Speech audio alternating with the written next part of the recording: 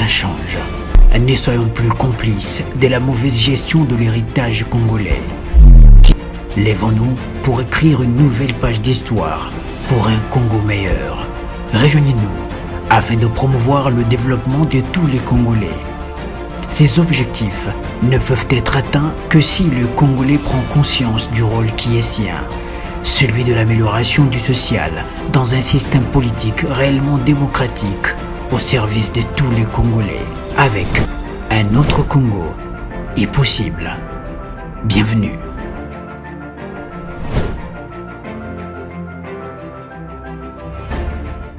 Bienvenue chers téléspectateurs, vous qui êtes scotchés, vous qui êtes branchés dans notre chaîne La Voix de la RDC Télévision. Vous avez l'habitude de nous suivre partout dans nos différents numéros.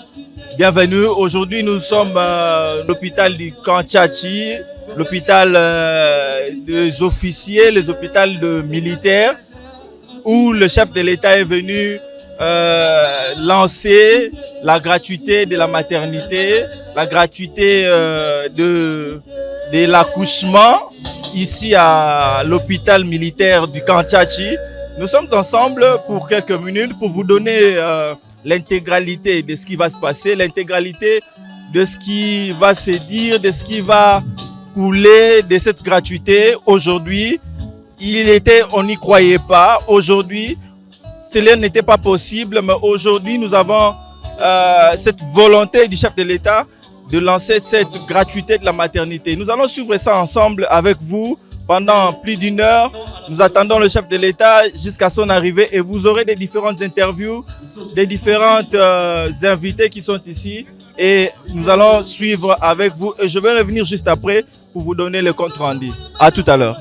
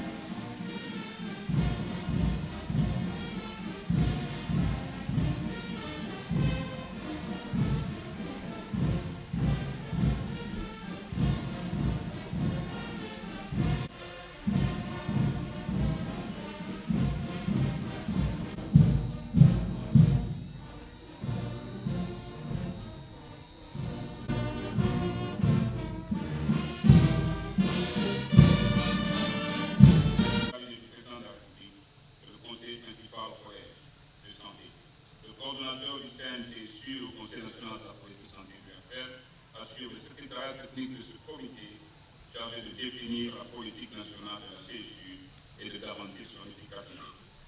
La coordination du CNCSU que j'ai l'honneur de coordonner regroupe les secrétaires généraux de tous les ministères sectoriels, les directeurs généraux des établissements de facilitation de la mise en œuvre de la CSU et la société civile. La coordination veille à l'application des orientations du Conseil national de la couverture santé universelle, définies par le comité de pilotage. Depuis sa création, le Conseil national de la CSU, sous l'impulsion du président de la République, a franchi plusieurs étapes cruciales.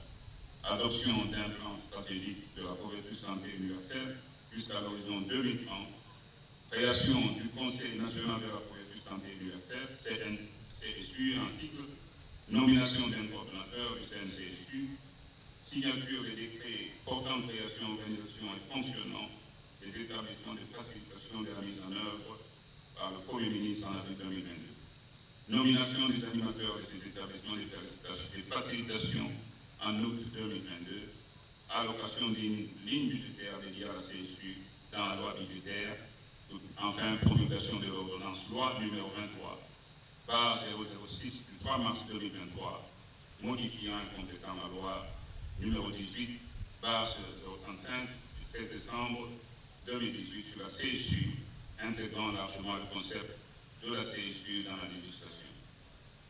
Aujourd'hui, les 5 septembre 2023, nous marquons un moment important dans la lutte contre la mortalité maternelle et infantile en République démocratique du Congo, ainsi que dans la réalisation de nos objectifs de développement durable, avec le lancement du déploiement de la couverture santé universelle, à commencer par le programme de gratuité des accouchements comme son premier paquet de soins. Le gouvernement a déjà investi 42 millions de dollars dans cette initiative et un budget de 200 millions de dollars est prévu pour l'année 2024. Cette étape symbolise le début de la mise en œuvre de la couverture santé universelle, un projet ambitieux visant à garantir l'accès à des soins de santé de qualité pour tous les citoyens de la RDC, en commençant par la prise en charge rapide des accouchements. Nous débutons cette initiative dans la ville province de Kinshasa pour garantir la qualité de soins dès le départ. Environ 320 établissements de soins de santé accrédités ont été sélectionnés pour participer à ce programme dans la ville province de Kinshasa. Seront progressivement remplacés par la sérénité pour faire baisser rapidement la mortalité maternelle et infantile, aujourd'hui encore le plus élevé du monde. Nous saluons cette activité, cette action vigoureuse de l'État congolais qui va contribuer à réduire la mortalité maternelle et infantile liée aux causes évitables en vue d'accélérer le progrès vers l'atteinte des objectifs de développement durable en République démocratique du Congo.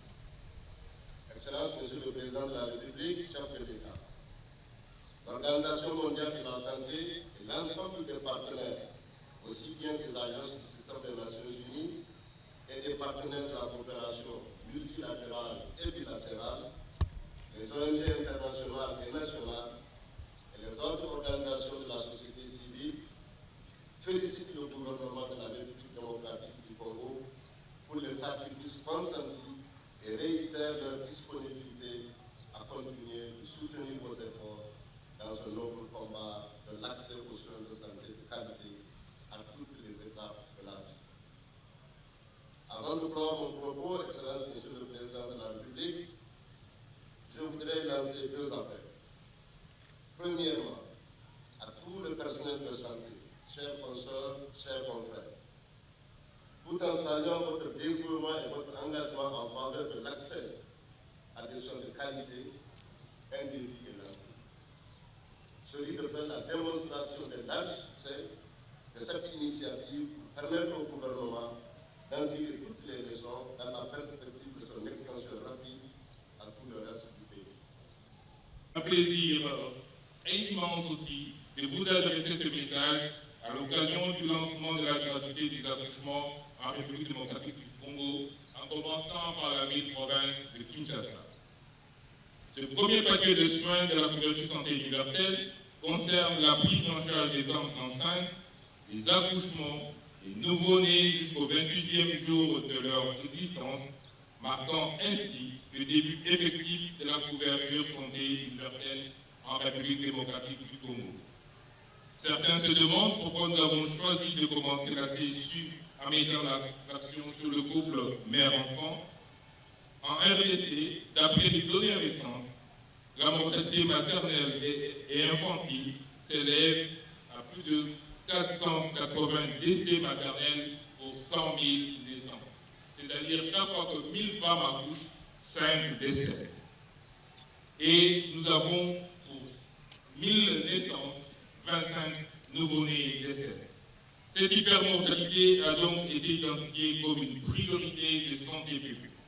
Voilà pourquoi nous avons instauré des stratégies novatrices et efficaces fondées sur la vision de la couverture santé universelle pour réduire cette hypermortalité maternelle et ainsi atteindre les objectifs de développement durable. Des problèmes de santé non traités ou mal traités, la malnutrition ou d'autres conditions défavorables pendant la période des 1000 premiers jours de vie d'un enfant peuvent entraîner de manière irréversible le développement de l'enfant et sa capacité à contribuer à l'essor économique et social du pays. D'où la nécessité de mettre en œuvre des stratégies appropriées pour lutter contre l'hypermortalité infantile et juvénile mais aussi assurer un développement harmonieux de ces jeunes citoyens. Les facteurs contribuant à cette hypermortalité maternelle et infantile comprennent le faible accès aux soins de santé, l'organisation inadéquate et la qualité médiocre des services de santé, ainsi que le manque de professionnalisme des prestataires de soins de santé. C'est pourquoi le président de la République, son Excellence Félix Antoine Tshisekedi Tshilombo, a décidé d'agir de manière décisive pour remédier à ces lacunes et réduire ces...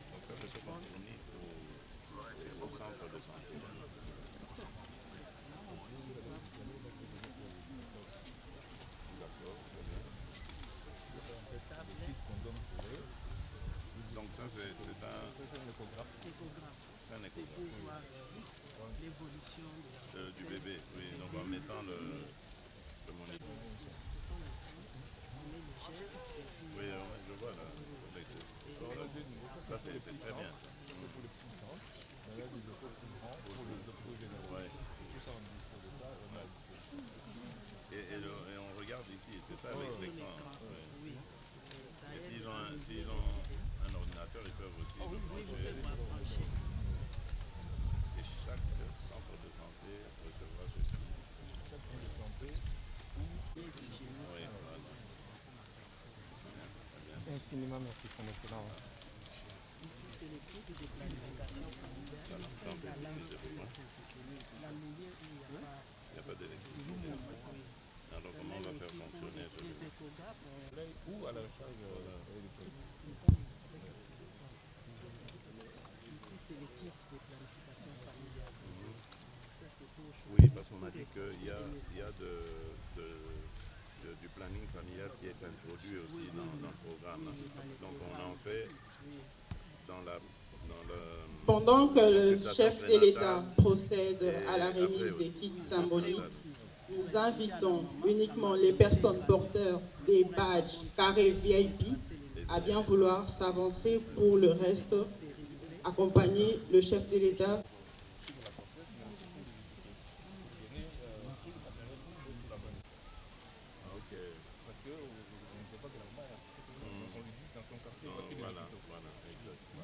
Pareil, donc, avec le code, là maintenant on tombe sur le standard. C'est le médecin qui appelle ou la personne qui a une urgence. Et là maintenant on a ce qu'on appelle.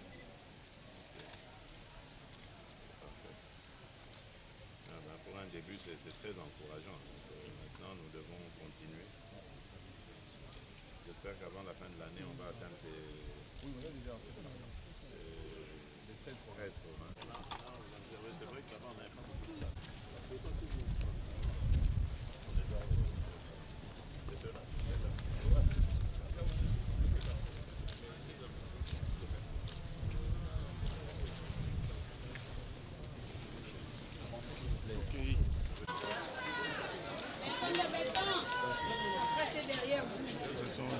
Bonjour. Vous êtes président d'une structure sanitaire. Aujourd'hui, le président vient de lancer la gratuité de la santé, la gratuité de la maternité. D'abord, votre point de vue.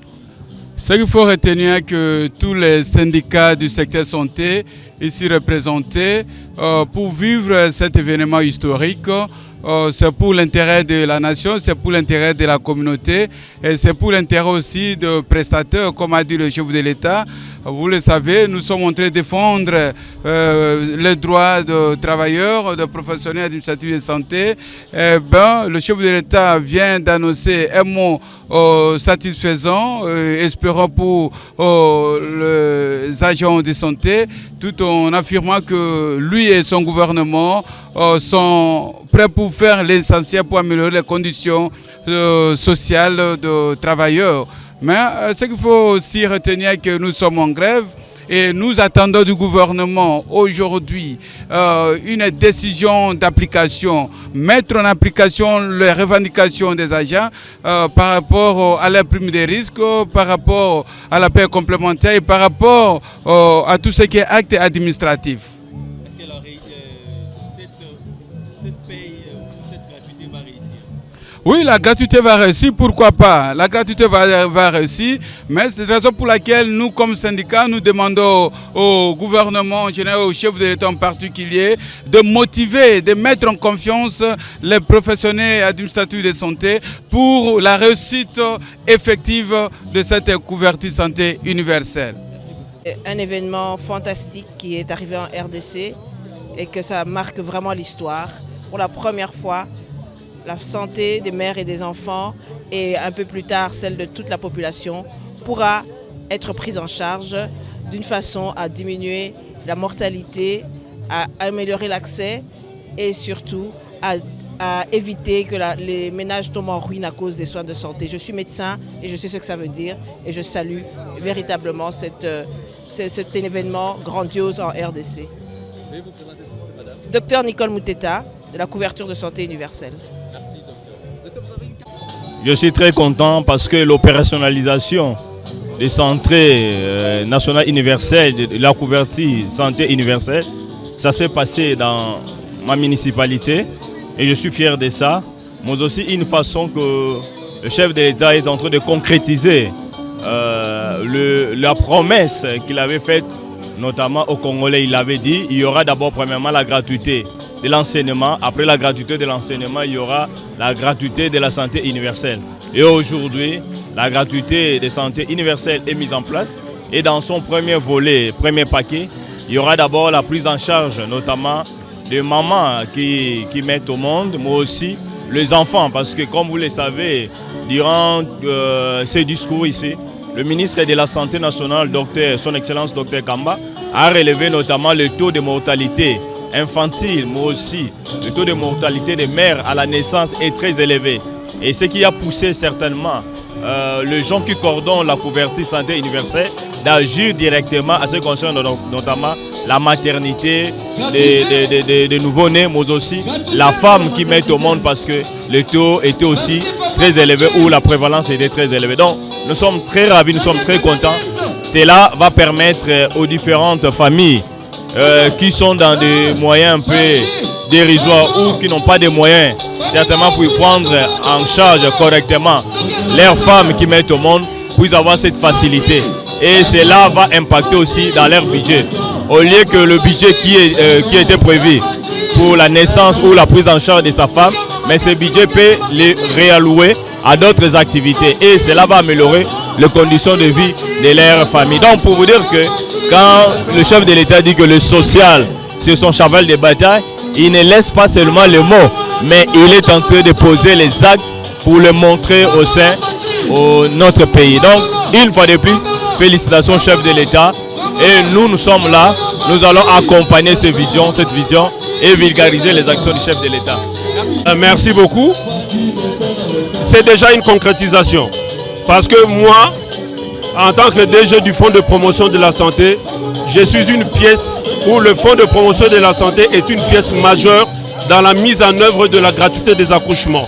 Et en gros, dans le système couverture santé universelle. C'est effectif, ce n'est pas à se poser des questions. C'est déjà en marche. La manière dont vous aviez participé, est-ce que vous voyez vraiment une bonne avancée parce que la gratuité de l'enseignement a réussi?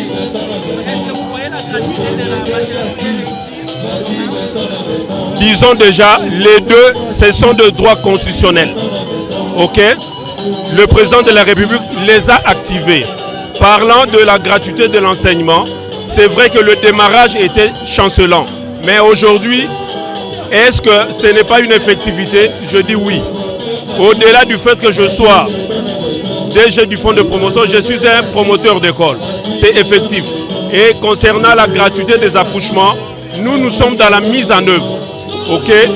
En termes de financement, le mécanisme de financement innovant est déjà réfléchi pour assurer une prise en charge, je suis tenté de dire, éternelle. L'État vient de concrétiser l'une de ses promesses qu'il a promis à la population congolaise de la gratuité de la maternité. Que voyez-vous? Est-ce que voyez-vous l'avenir de cette gratuité? Est-ce qu'elle sera concrète? Merci. Déjà, par rapport à votre question, nous n'avons pas eu à beaucoup communiquer dessus, mais dans la ville-province de Kinshasa, 9 zones de santé appliquaient déjà la gratuité de la maternité. Donc c'est-à-dire que c'est un programme qui est réaliste.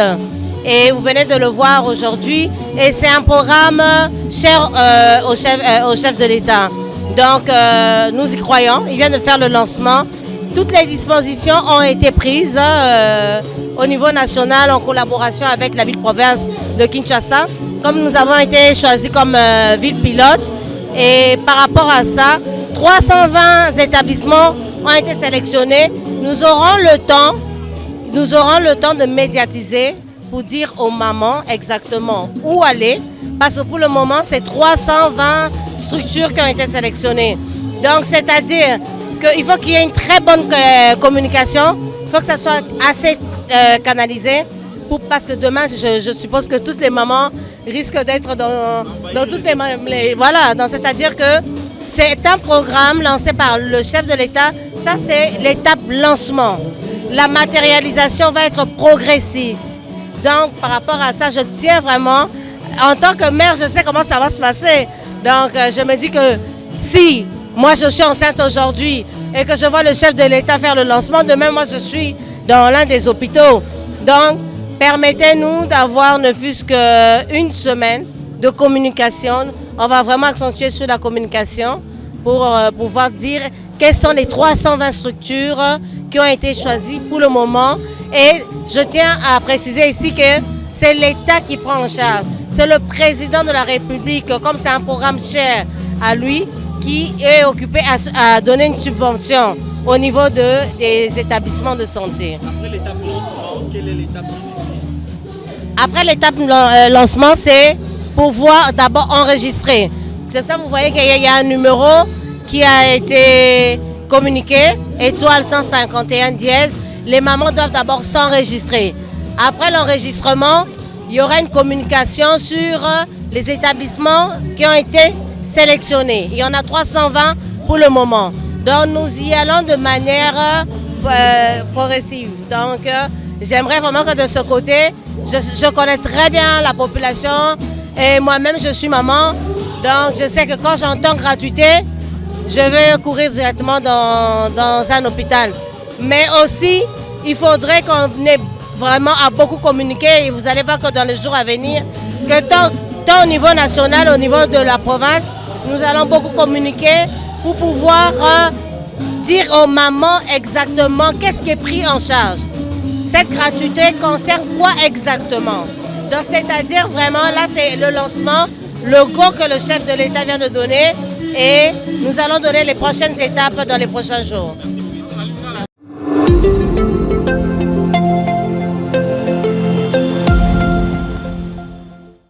Il faut que ça change.